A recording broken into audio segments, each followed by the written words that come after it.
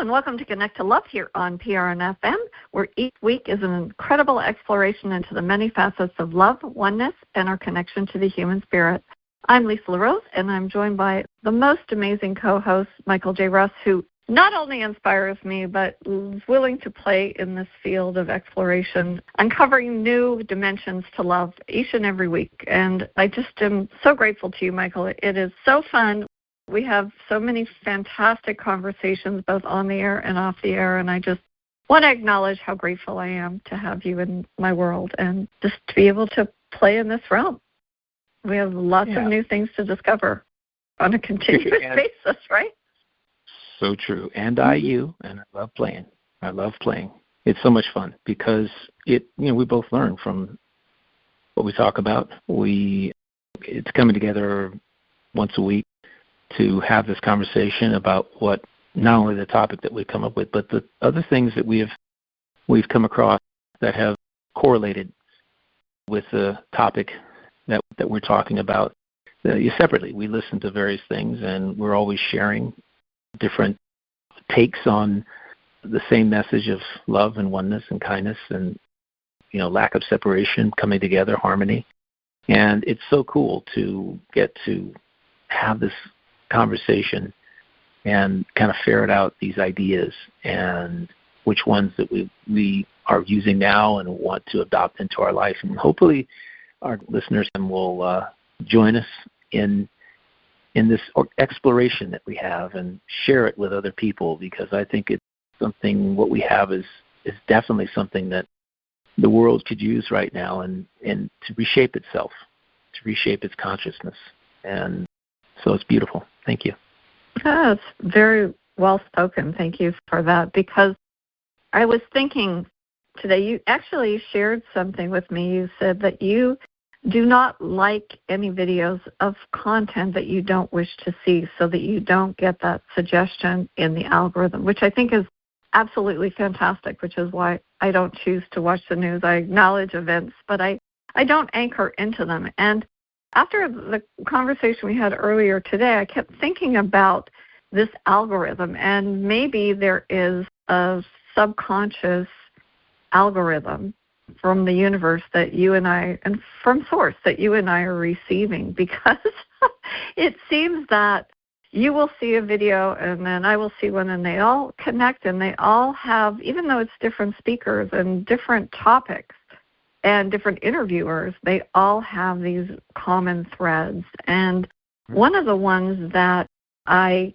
really absolutely loved, and we watched it a few weeks ago, so it's really actually revisiting it, was a Next Level Soul episode with Sara Landon. And there were so many interesting things that not only she said as a human being, but the council shared about humanity that really spoke to me. And I thought, I want more of that. I want more of that in my life. And one of the questions that she posed, or I think it was she, I don't think that the council were speaking, was the idea that when we come here, we don't come here to get love. We don't come here to give love. That in fact, we are the source of love. And that in order to be the source of love, we have to be the source in our own life first. So that kind of got my wheels in my head turning, and I sort of thought, well, what if we've been asking the wrong questions? Because many of us go on to dating apps, or we're seeking validation through different things. And maybe the question isn't, how do I find more love? Maybe it isn't, who will finally love me for me? And maybe it's not, how do I get the love I deserve? But maybe, perhaps, the real question is, how do I become the source of love itself? Which I think is such a powerful question for each of us to ask ourselves. And if we become that source of love, just imagine what an amazing world we could create.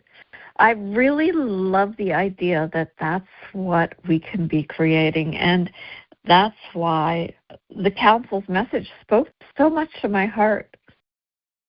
So if we're not here to get love, and we're not even here to give love, we are here to be the source of love, I think that really changes everything, because in the broad scope of things, I think you can apply it to so many aspects of love. For instance, kindness. Kindness isn't something we occasionally do. Michael, you emanate kindness and joy and love wherever you go. It becomes who you are. And I recently spent the last month visiting my brother in the hospital. And as I walked past the different rooms, I just sort of said a silent prayer for people and just tried to send them some positive energy. And that was my way of sharing compassion for what they were going through. And compassion isn't something we practice. It has to come from that source. I think love is sort of the same way. It's not a transaction that becomes our identity. And there's so many things that we had a conversation with Carol Collins and the teachers that they shared about this topic. And I'd love for you to share your thoughts, because you and I can listen to the same thing and we tune into completely different aspects. And then we have these incredibly powerful conversations and build on it. And the idea just grows from there. So I'd love to hear your thoughts, Michael, and I'm really excited to learn and discover new things from you. Thank you. I really appreciate that. Wonderfully said. Let's think about this for a second. Breaking it down. How do I become the source of love? And it's you love yourself. You respect yourself at all times, 100%.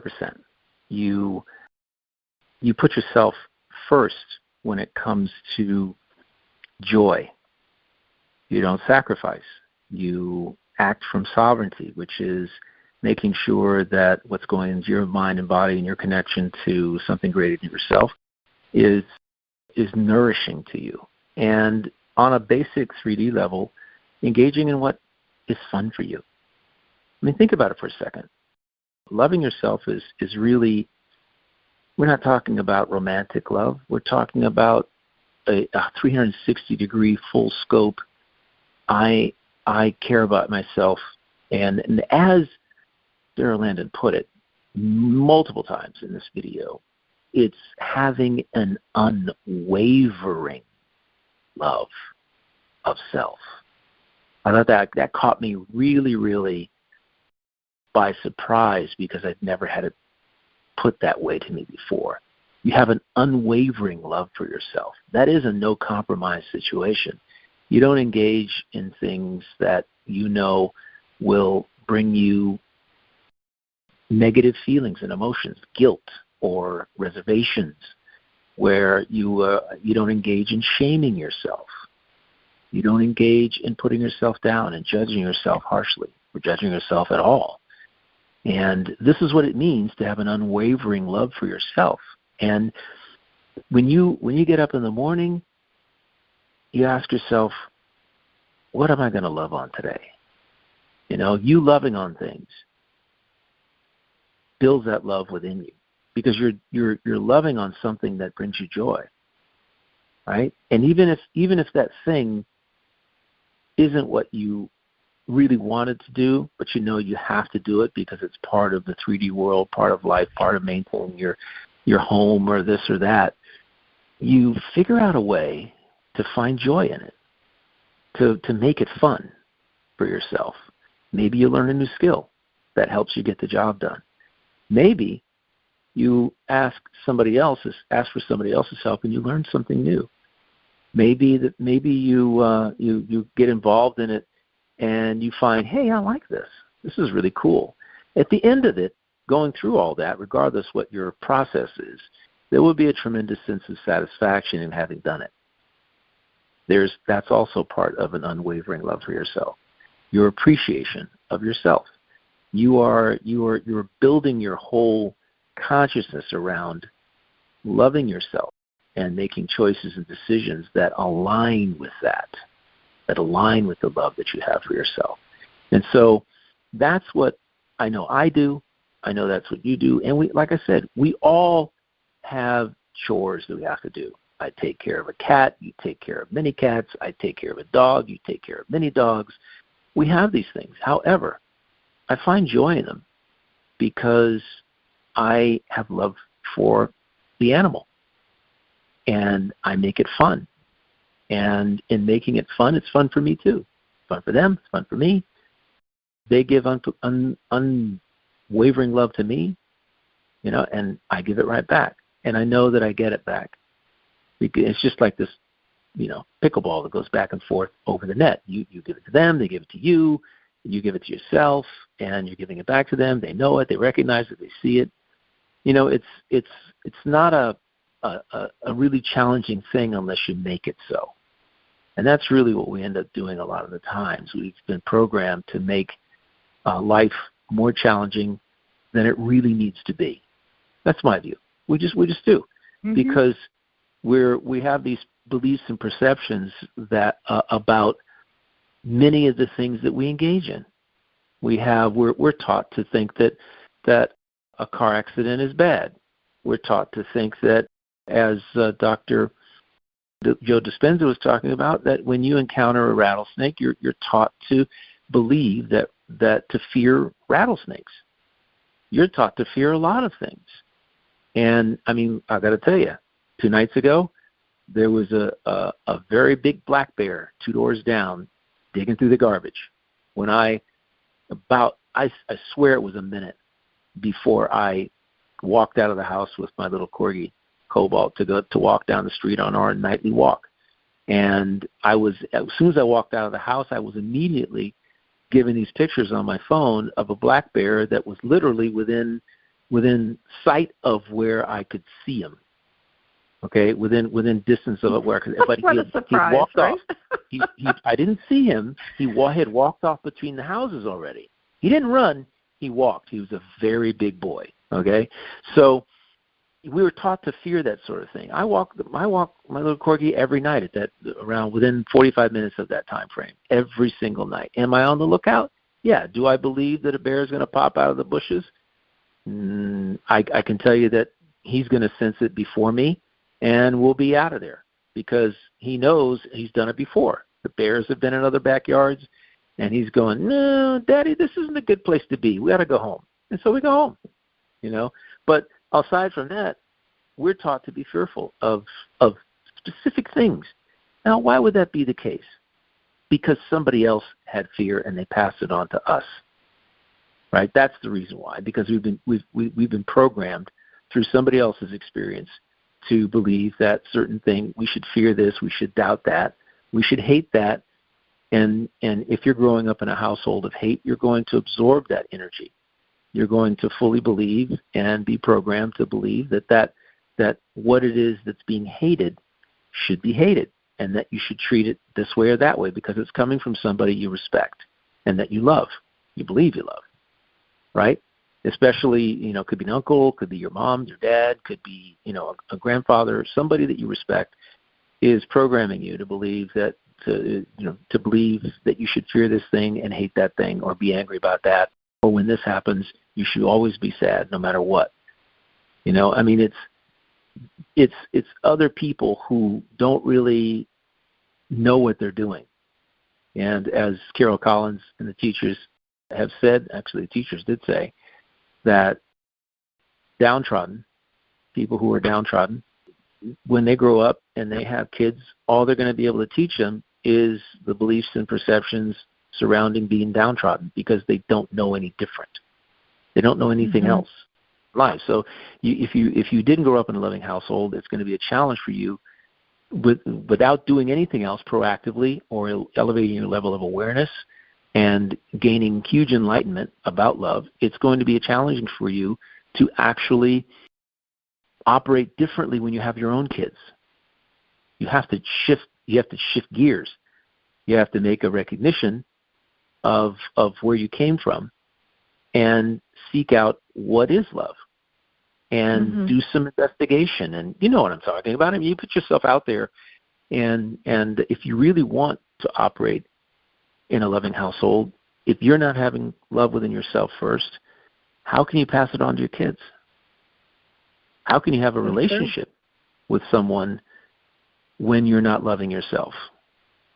I've seen that, and it doesn't really look pretty.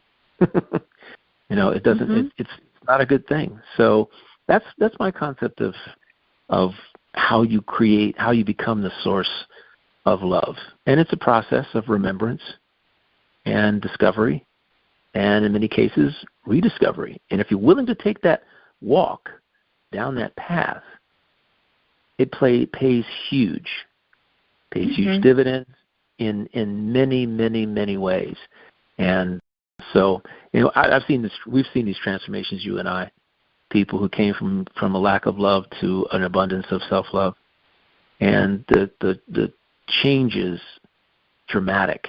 It's miraculous, and as long as people know why they're doing what they're doing, because as Sara Landon and the council said, it's to be the source of love. It's to project it out. It's to be a resonator. And I guess another way that she put it, which I thought was really, really loved, was being a source of energy. You're being a source of energy, because love is energy, the highest level of energy in the universe. It is energy, the highest frequency, the highest energy. You're literally a beacon. Your mission here is to be a beacon of loving energy. So, because when you're that way, let's just use a different analogy. It's like you're the origination of Wi-Fi. You're putting it out there. Everybody else is receiving it and benefiting from it. That's probably an interesting. That's a great analogy. I love that. Yeah. Love it. Love it. Love it. Yeah. So that's cool. That's my take on it. What's yours? Well, Michael, I just want to say, when you mentioned about an accident and the whole concept of self-love when you have an issue in your life, and I don't know if you have been watching any of America's Got Talent this year. There was a young man from Spain, his name was Ruben Bustos, who came out on stage, and he had another gentleman, and he introduced himself and talked to the judges, and then next thing you know, you saw him walk off stage.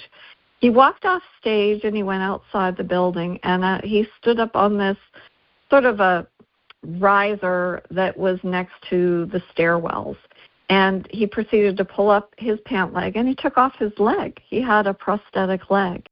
And the next 3 minutes were nothing short of spectacular. He hopped from one railing to the other, to the other, to the other, did acrobatics, did all sorts of amazing things using his one leg and his arms and his strength. He went through all of these different obstacles, then came back onto the stage and continued to do almost things that were really death-defying and difficult for a person with two legs, never mind with one leg.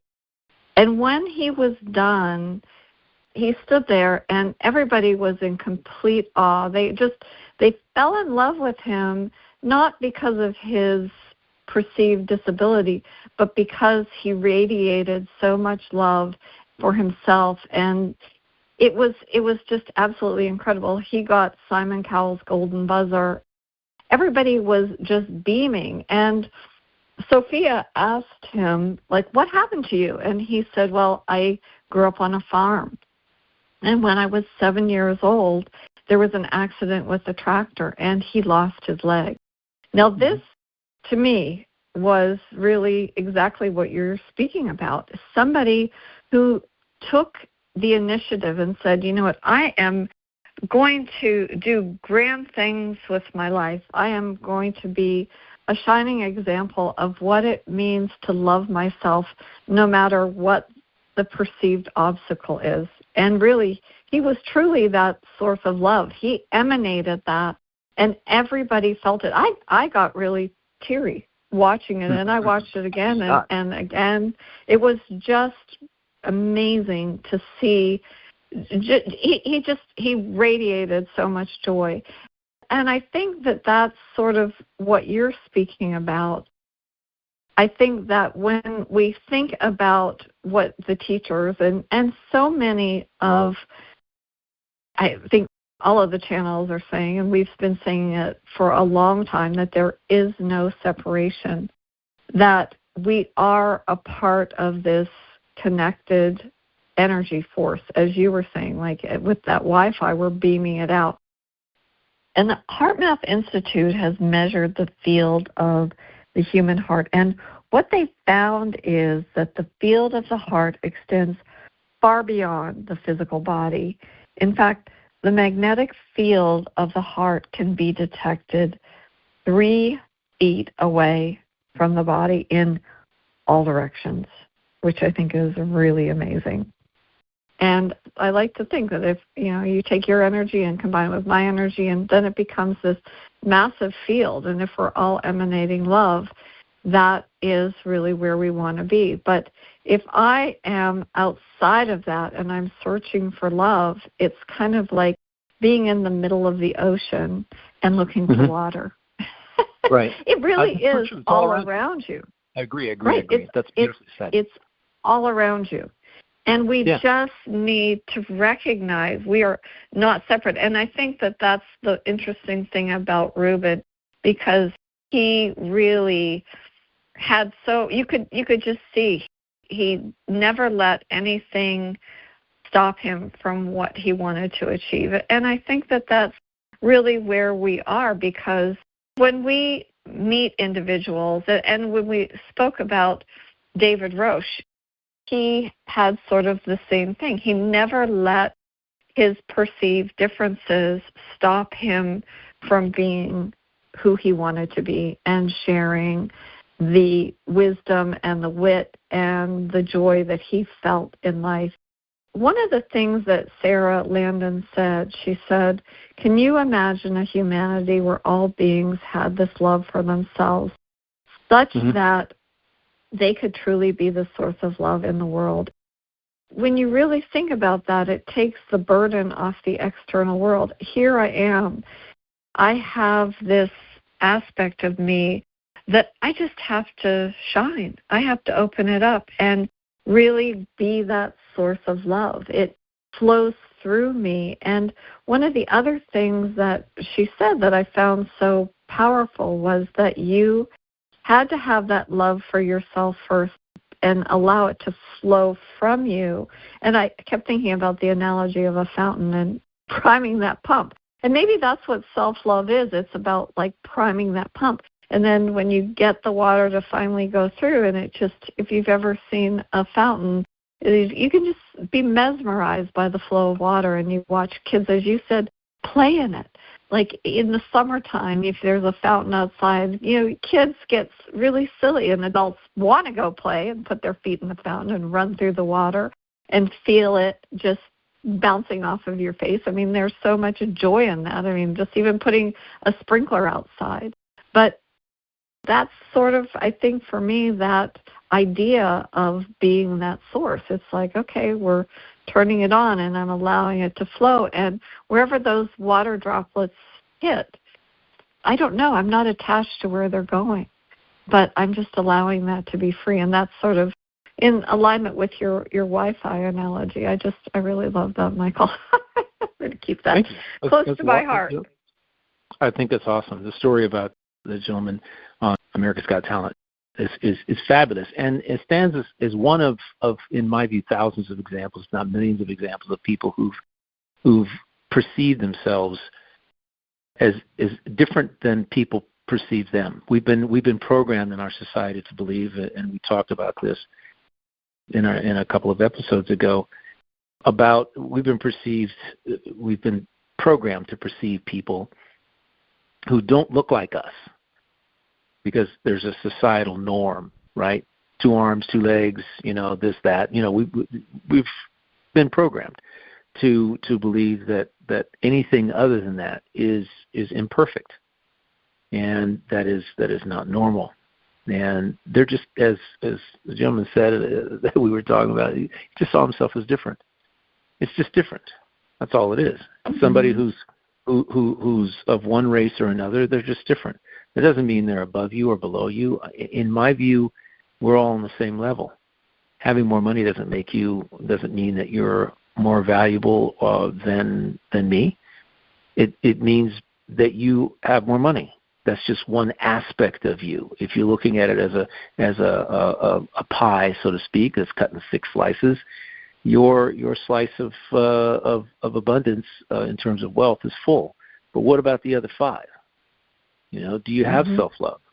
Do you respect people? Do you care about others? Do you operate from kindness as a foundation? Do you practice forgiveness? These are other aspects of that same pie, and that's what I look at people, and that's what I'm looking for in people, is somebody who's got the whole pie, who's got all the slices, who's working on and diligently crafting and curating a presence about themselves that really resonates with the highest frequencies: compassion, empathy, kindness, forgiveness, love.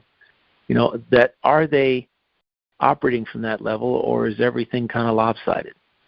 And I find that I've been in business for a long time, and I've seen a lot of people who only see their value in what they own, what they have, what they've been able to assemble or mass.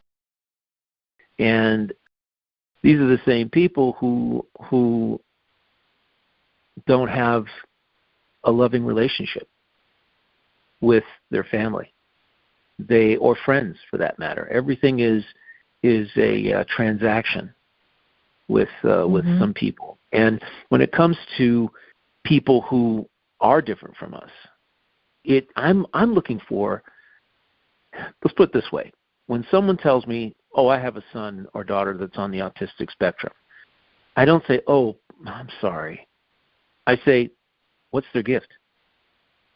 That's Absolutely. my question. I say the same thing. What's their gift? Oh my gosh, you guys. Yeah. Right? Yeah. What's their gift? Because we're not taught to ask what the gift is, and there are gifts. There's different gifts. There's a reason why they are the way they are. Because we are. What I wrote down when you were talking was, we are not privy to another person's story. We're not privy to another person's mission, their soul's mission, the reason why their soul is here. So to say when someone's experienced some sort of tragedy in their life, "Oh, I'm so sorry for you. I feel sorry for you," and all of that, you're going like, "Well, wait a minute. Why should I feel sorry for you? I love you. I care about you. This is part of your story, and I don't know where this fits in, because it's none of my business. It's none of my business to know why they went through what they went through. I just know that it was for a reason, because nothing is random. Nothing's by accident. There are no coincidences. Things that every aspect of your day, every moment of your life is not random. It's part of your story. It's part of your story based on how you perceive it, how you respond to it. It's part of your story about how it impacts your beliefs and your perceptions around it. It's the old adage of life is happening for you, not to you. When you come at it from that angle, you see that everything has value for you. Everything that occurs, everything that you encounter, everything that you see has value for you, if for no other reason, to discern what you prefer and what you do not prefer, what makes you feel good and what makes you feel the opposite of feeling good. So you can turn yourself to go more, your ship more towards what's fun, what makes you feel good, that sort of thing, and literally know that you prefer that experience, right? When Sandy and I go visit someplace, we go, okay, we've been there, we've done that, we liked it, but that's not where we prefer to go again. It's not a place we're going to go through twice. And we'll say that sometimes, right? In other places, we'll say, oh, that was so great. I want to go back there and experience it differently, right, than before. And we'll go do that. Turkey's one of those places. I mean, I got 5 times, lived there. I mean, it's got such richness about it from a cultural perspective, from an archaeological perspective. History is not too far from there. Tigris, Euphrates, I mean, Sumerians and all that. It's not too far from there. And all that culture bled into that particular area of the world. And to me, that is fascinating. I get excited when I can talk about it and be there and experience that. However, it may not be somebody else's cup of tea. If you know, I don't prefer that. I prefer to be on the down in Puglia, Italy, hanging out on the coast, Amalfi Coast, and I love the water and everything. That's fine. And that to me, that's awesome. Everybody has what they consider to be fun things in their life.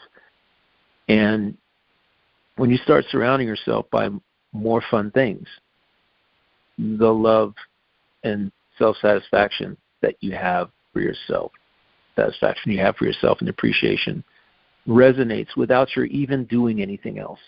I mean, we're not talking about, building a house here within yourself. That's not what we're talking about. When we say being the source, becoming the source, there's nothing that you have to build.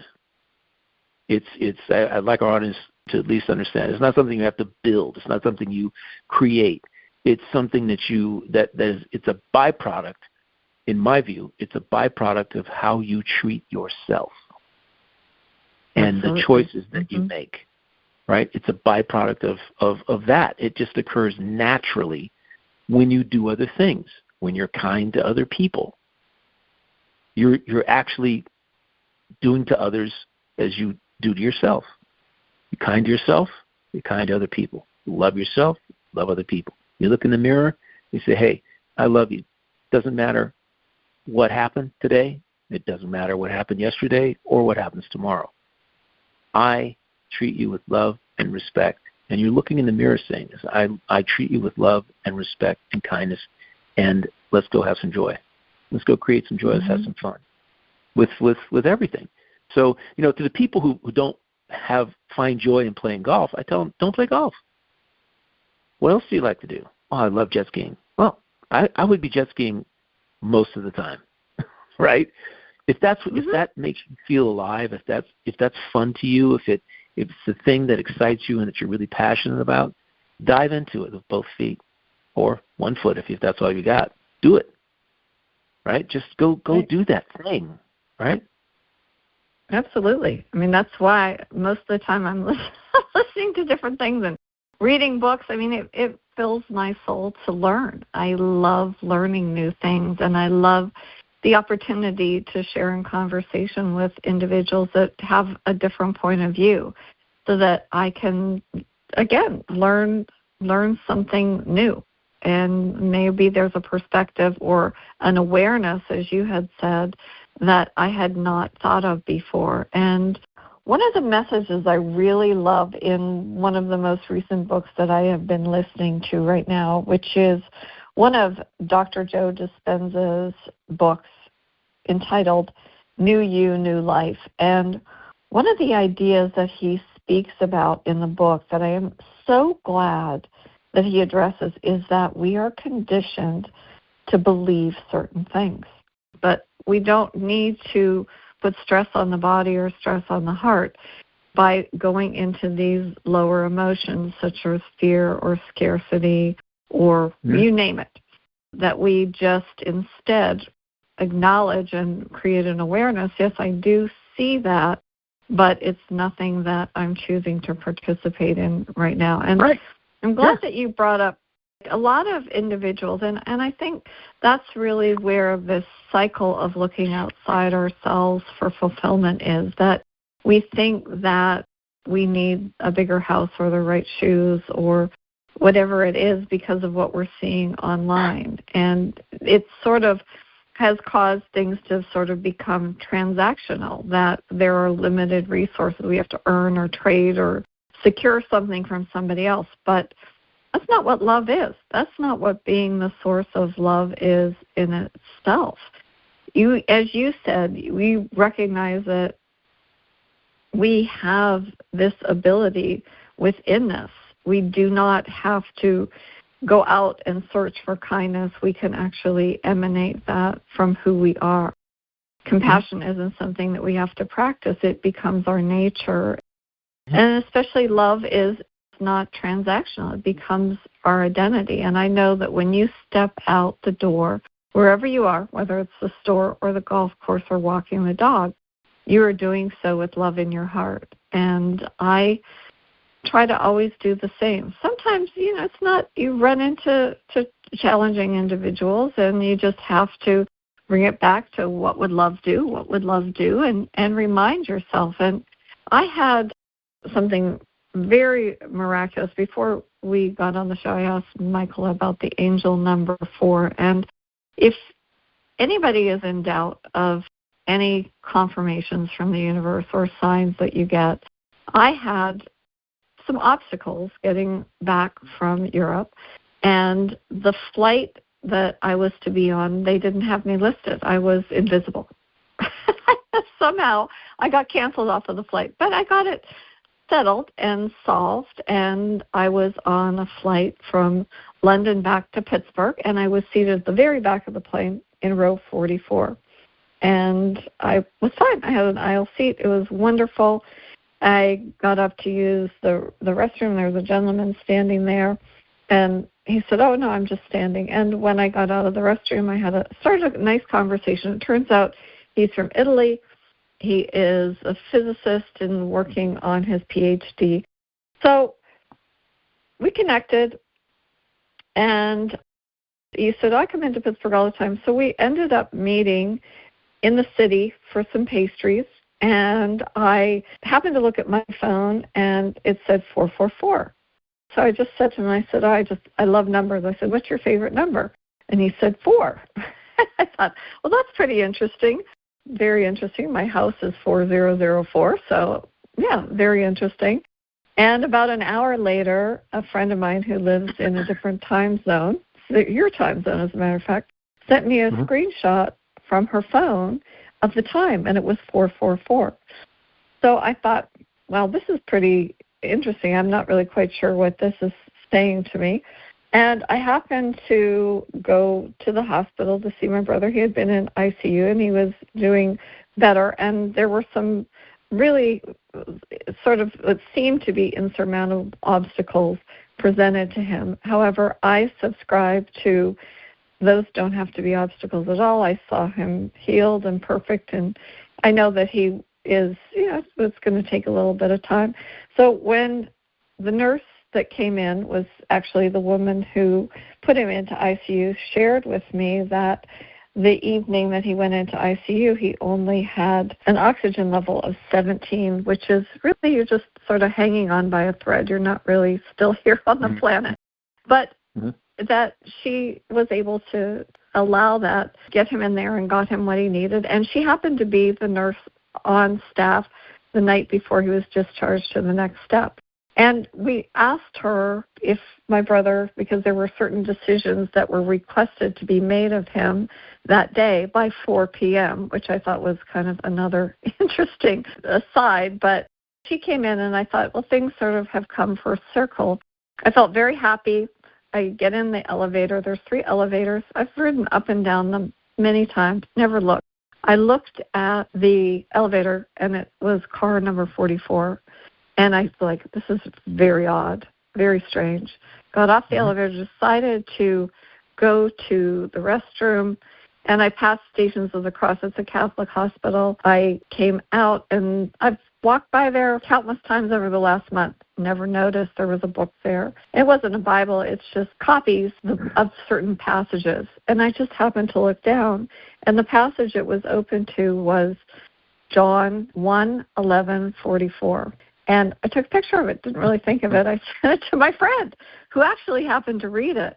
And the passage is all about Lazarus and about my brother dying. If only you were here, my brother would not have died. And the last line of it is Jesus bringing Lazarus back to life after 4 days in the tomb, which is another 4. But the last line is, unbind him and set him free. And what's so fascinating about that whole 444 encounter, I mean, there are so many unusual things that have happened, but to me, it was sort of like that confirmation that we are always connected to that source. And no matter what was happening in the days and when I would go to that hospital, I did try to always be that source of love, because you don't know the individuals that are caring for your loved one that may be encountering obstacles in their life. Or, we get so hyper-focused on the one thing that is happening for us not recognizing that it's happening in a way that can help expand our heart. Also, maybe it gives us the ability to have more compassion for someone else, or perhaps it opens the doorway for us to be able to show kindness or empathy to another human being, or who knows why it's showing up. But does it really matter why? Or is it more important that we're given the opportunity to truly be the source of love? You know, the whole series of events that unfolded really got me thinking exactly that, about the idea that we can be the source of love. And so when I re-listened to the Sara Landon video, and I thought, we really are coming to a place in this world where we are recognizing that we are not separate and we don't have to search outside of us, and that it really is all here for us. And so, anyway, that's my very long story, but I just think that is part of that connection. And really, when Sara asked, can you imagine a humanity where all beings have this love for themselves? I think that that's part of that. And what are we imagining? She always mentions heaven on earth, and I do believe that that's where we're headed, and we all get these little signals and signs that remind us that we are and we can be that source of love. And sometimes it is very important to recognize that you need to be that source of love in your own life first. So it is so and true. As you said, unwavering. I wrote down unwavering. I love that. I'm gonna. It's such a beautiful word. It's such a gorgeous, and it's really applicable. It's unwavering. It's a word based in sovereignty. I am unwaveringly a sovereign.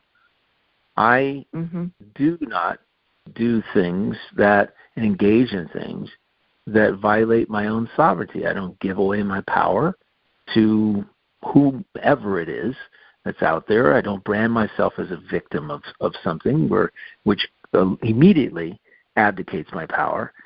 It's like we have to really do this. But what I was thinking about when you were talking there is that, I remember it made me think about what in the last 8 months of my mother's life when she was in the hospital, or in a convalescent hospital, or in the actual hospital. She never went home after September. Just where she was staying at my sister's house, it just didn't happen. And it was just every time I went into these places, my goal, my mission was to bring the light, because these people are the people who work in these facilities have chosen this profession to help people. It's not for the money. They do get paid decently, but it's not for the money. They have to love what they're doing. They have to love, and it's easy to become jaded by things like I'm not making enough money, or I don't like the person, the manager who's above me, or the owner of this place. It's easy to get caught up in all of that. And if you're really unhappy somewhere, there are many places to be. It's a growth industry, right? So you don't have to be in a place that is unloving, where the soul driving force of nature in that facility is money, and how much it either costs or doesn't cost the facility itself. I walk in and I'm like, let's give love to everyone. The person who's taking care of my mother, the people who aren't, the person who's making food, delivering food to my mom, whatever. It's like let's let them know. My mission was to let them know that love exists and that I appreciate what they're doing, regardless of how they feel about it. I appreciate you. And I think it's funny, because I find myself, instead of saying thank you, I now say I appreciate you. Oh, I love just that. Sincerely. I don't bother to say thank you anymore, because it's kind of rote. It's like that's what everybody expects you to say. And it's lacks meaning now in many cases, because people can say it in an insincere way. But when I look at you and I say I appreciate you, it takes people by surprise. Well, thank you. They say thank you back, because they don't hear that. I appreciate you and I appreciate what you do. Thank you. And that's it. Even somebody on the phone, customer service, that's what I tell them. And I understand that love and compassion that emanate from me, they go through the phone lines. It doesn't matter. You don't have to physically be someplace. I learned that 44 decades ago in business, that you can, when you're talking to someone on the phone and you're emanating love and kindness, they're picking it up on the other side. They know. Mm-hmm. And I know when they're emanating it and when they're not. And when they're not emanating it, my mission is to find out why. You sound a little, what's going on? And just listen. And I was, my friend in Zambia who I met, listens to this podcast religiously, and I tell him when I have a podcast, and he listens, and he's wonderful about doing it. And I'm not going to go into details because it's part of his personal life, but he needed to speak to someone and about something sensitive. And I said, listen, you can say anything to anyone about anything. If you just say it with 4 things: love, empathy, compassion, and kindness. You can say anything to anyone. Nobody can fault you for saying something, even the worst news possible, that they take as the worst news. It's because let's understand that when you say the worst news, they may perceive it as the worst news, or you might perceive it as the worst news, and you're approaching it, the conversation, as if, under that perception, as if you believe it's the worst thing they could ever hear, which in my view is a mistake. You can say anything with love and compassion and empathy and kindness, and understanding that when you do that, you are being true to yourself. You're being in harmony with the universe. You're being in harmony with loving yourself. Right? You're the source of love when you're saying what you're saying in that way. And again, people can't come back at you and say, you're doing me wrong, whatever. And I also said one other thing to this gentleman. I said, my friend, you do that. Love, empathy, compassion, and kindness. Say what you need to say. However, you must understand that you are not responsible for the way that what you say with love is taken. It's beyond your control. Right? So as long as you say it with love, and again, empathy, compassion, and kindness, as long as you say it in that way, with those energies, you're not responsible for the way it's taken. Right. And, because you're not intentionally being cruel to someone. You're not intentionally using negative energies, to convey a message to someone. And it's not, you have to simply say, okay, I have empathy and compassion for what I have to say. It's not my responsibility beyond that, because people will take whatever they take based on their own experiential wisdom and what their own beliefs and perceptions are about what you're saying. That's all. It's nothing you can control. But you have a good heart. You're coming from a good place, a loving place, and that's it. And of course you can decide, you can choose to not say anything at all because there's no need. It has no relevance. Right. Mm-hmm. Right? You don't have to say anything.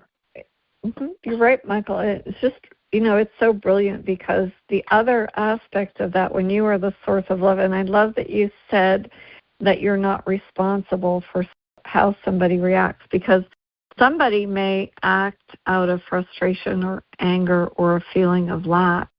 And I don't know if you remember this in the interview, but Sara Landon said, start by dropping judgment and then ask, what is this really about? And most of the time, and you and I have said this, it's an unconscious habit of denying love for ourselves in that moment. And oftentimes what the person is looking for is to be loved, to be seen, but really to be loved. So when we are that source of love, we don't need to control what's going on in the outside world. We don't have to control how that other person reacts. We don't have to judge it. We just have to drop into our heart and know that we had an honest, open conversation, and however it's received, you hope that it's received in the intention of coming from a loving place, but sometimes it's not, and you just have to step into your own sovereignty and know that in your heart you did the right thing. So. Yeah, I agree, 110%. And, you know, what was wonderful is that, to finish this little story, is that my friend had this conversation, and it was as loving on both parties as he. I don't know if before our conversation he would have imagined that it was causing some angst, and until we spoke, it wasn't. But here's the thing. Again, our perception shapes the experience. So if we go into a conversation with news that we perceive will not be taken well, we're making a judgment that about how the other person is going to react when we really do not know. We don't know how they're going to react. We know that we can only control what we do, how we act, and what we think and how we feel. So, and what we say. So this is something that when you frame whatever it is that you have to say from love, you drop the judgment of how you feel it's going to be taken, you allow the freedom, that other person, the freedom, energetically. You're blanketing them in love, so that when they receive the information, they know where it's coming from. They can feel it. It's not a matter of what you say. It's how you say what you say, and it's the energy that you project when you say it. That is what's important. And that's what I told him, and it turned out to be a really awesome thing for him.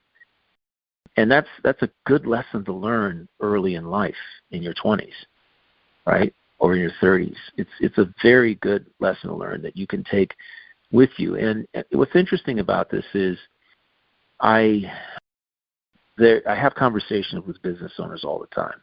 And the one thing that they all have to do is they submit it is to up their communication skills.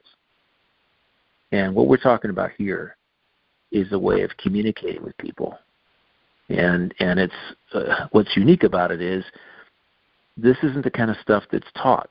It's not the kind of thing that people assume you know how to communicate with people. They assume that you speak from love and compassion. As a matter of fact, I can simply say this.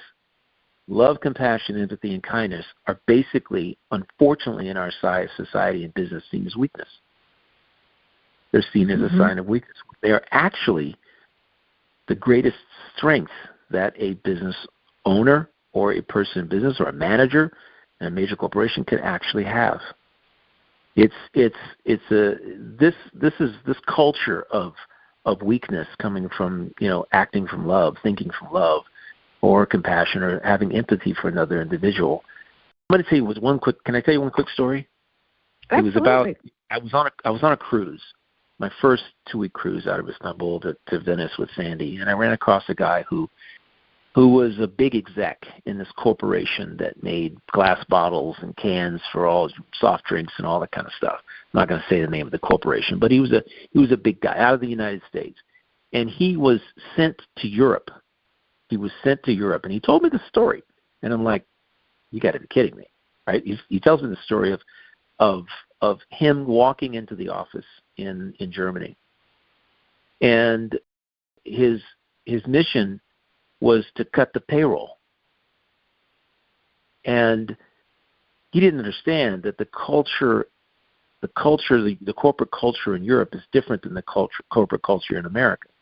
In America, they just decide how many people they need to cut and start cutting people, and just give them a pink slip. Okay, give them a piece of paper or whatever. You're out of here. We don't need you anymore. Whereas over there, what they did, he walked in and he said, he sat down with the manager, and the manager said, said, well, we do it a little differently around here. We work. We have to live in this town, right? And we don't put people out of work. He said, I'll take a pay cut. Others will take a pay cut to balance out, to arrive at the number you're looking for. And make sure that person's family doesn't suffer as a result of what this corporation needs. And this guy looked at me and he says, I thought that was a load of bunk. He says, that's not the way we do things. We get rid of somebody, right? We don't need that person. But everybody has value. And that's one of the differences between corporate culture in Europe, corporate culture in America, and the rest of the world. And I looked at him and I said, gosh, where's the love? Where's the compassion? There is none. It's zero. That guy was willing to arrive at the same objective in a different way. But his perception, he couldn't take that and sell it to corporate. He had to get rid of somebody to literally make sure that there were no benefits from that person going to that person anymore. There was nothing else. That person's family. So who cares about the family? It's like, who cares? You can find another job somewhere else. Well, this is a smaller city, right? This isn't someplace. These jobs don't just come along. That person has values. What this person told him. He's like, oh my gosh, I couldn't believe it. I said, the fact that you're proud of actually telling the story is like, this is where corporate culture has come from. Because back in the day, corporations had to get a charter, and if they did anything unethical or immoral, they lost the charter.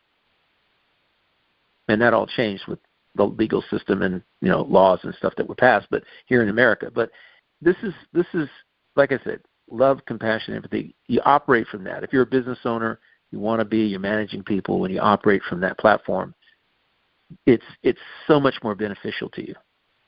So much more beneficial. That's why I tell people as well, when you are let go, walk away with love and compassion and empathy in your heart. Don't burn the bridge. They may realize 2 weeks down the road they made a big mistake. But if you blow up and you burn the bridge from operating from anger and frustration and worry and all of that, and that's your 3D performance right there, it really doesn't make a lot of sense, because sometimes they do come back. We made a huge mistake here. You were so gracious. We want you to come back, and we're going to pay you more to do it, right? I mean, heck, you won't get that outcome if you're coming from a place of lower emotions. That's all I want to say. I mean, it's a great reminder, Michael, because every person you meet carries a little bit of love and a message for you if we choose to pay attention to it. I can't tell you how many times I have said that over the last little while, because really you've carried that story with you. It has left an impact, and now you're sharing it with us. And I believe that is part of that love that spreads throughout the universe. And unconsciously, that gentleman who shared that story with you really was that source of love. And I think it's a powerful question when you get up in the morning. How can I become more fully the source of love today? Before you walk out that door. And whatever it is, whether it is choosing kindness or choosing presence or choosing joy, choosing love, because you deserve that love and every person you encounter. And that's really how we shift humanity, and that's really what we are here to experience, and allowing our heart to remember that we are love. We are that source. And I'm just so grateful for this conversation. I am too. Imagine this. You wake up in the morning and you don't even have to think about the question. That's just the way you operate. Yep, absolutely. When you get to the point where you don't have to ask the question, that's where you want to be. I appreciate you. I do. I appreciate our audience too. Thank you so much. Yeah. Love you all. Yeah. Thank you for joining us on this journey. We just love having these conversations and appreciate you allowing us to explore the many facets of our connection to love. And until next time, remember who you are, reconnect with your heart, and always peace out. Thank you so much. Bye-bye.